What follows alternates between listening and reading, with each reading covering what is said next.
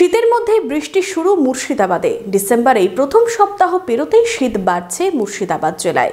সোমবার ভোর থেকেই কুয়াশার দাপট দেখা যায়, সাথে জেলার বিভিন্ন জায়গায় শুরু হয়েছে হালকা ঝিরঝিরে বৃষ্টি।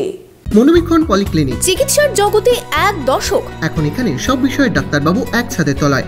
ফোন করুন 7477799515 এই নম্বরে। হাওয়া বদল রাজ্যে, শীতের মধ্যেই ফের বৃষ্টির ভ্রুকুটি।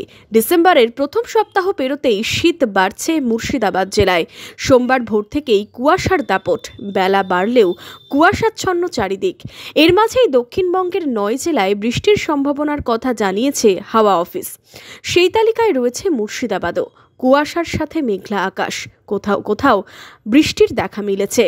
সূর্যের দেখা না মেলায় ঠান্ডায় জবুথবু অবস্থা প্রায় সকলেরই।